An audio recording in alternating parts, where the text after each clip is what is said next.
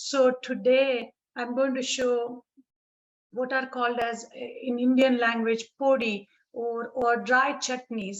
Basically, most of the time people think chutneys need to be wet now or like spread, but these particular chutneys or podis are a mix of spices and different kind of lentils actually, uh, and they are dry in nature and they are multi-purpose. And I'm going to show you two chutney recipes today. One is my pumpkin sesame seed, and the other one is my all-purpose coconut podi.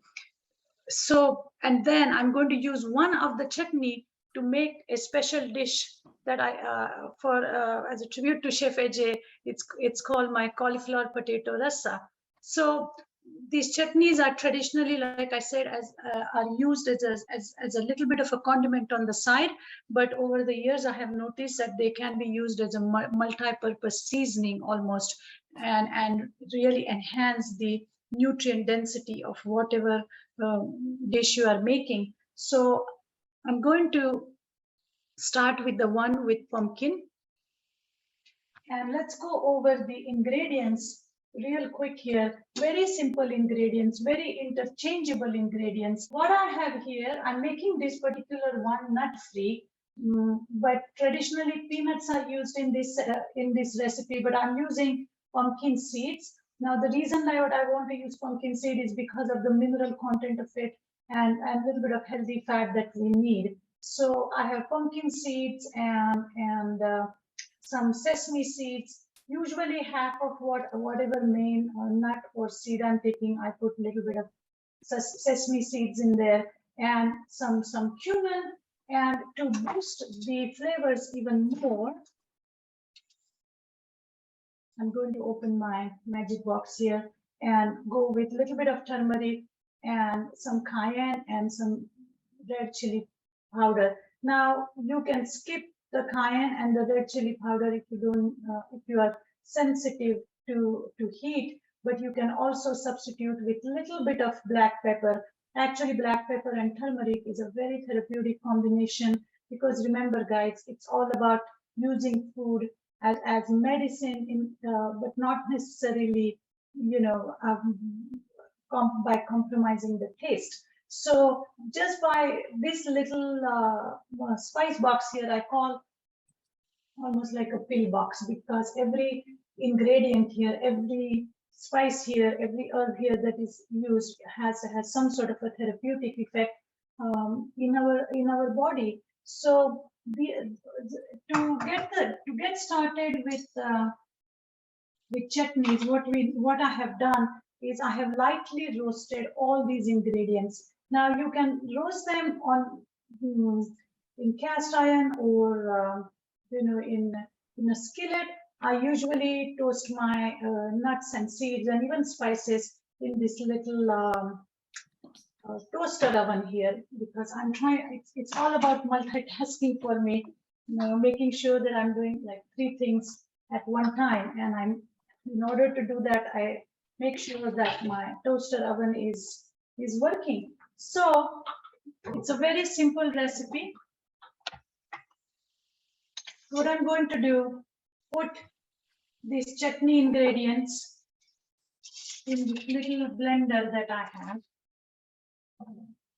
Okay, so going back to the nutrient density of some of the nuts and seeds and spices. Sesame seed is a source of calcium, and so is cumin.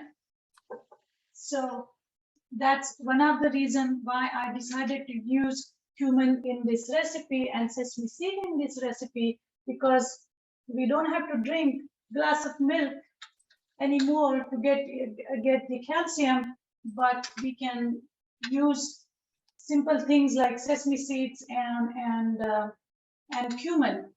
So if you are using these spices on a daily basis, you can get your calcium over a period of time.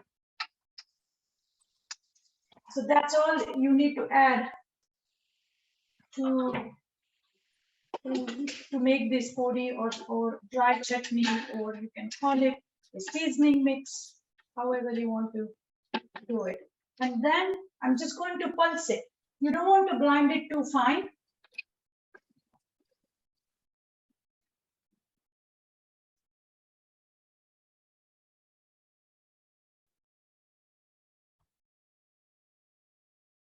You don't want to grind it too fine because you want to, otherwise it's going to turn into a spicy butter, peanut butter, like a pumpkin seed butter. So this is the consistency you want to achieve. That's really all to it. And I'm going to use this particular podi or dry chutney in the cauliflower potato rasa that I'm making. So I want to quickly show you that once these chutneys are done, I put them in little glass jars.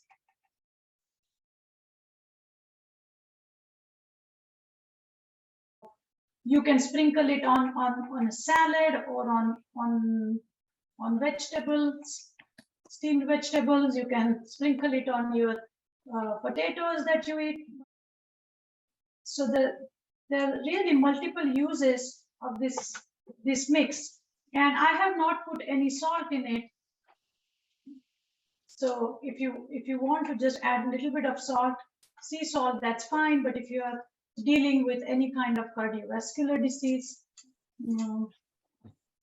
or heart disease or trying to lose weight, then I would recommend that you avoid adding extra salt. So as you can see, the reason I want to show people how I'm filling it in, because I want to make sure that they understand that the texture needs to be dry, because this is a dry chutney. We also make all kinds of wet chutneys, which can be used as a dip or a spread, and I can show you next time.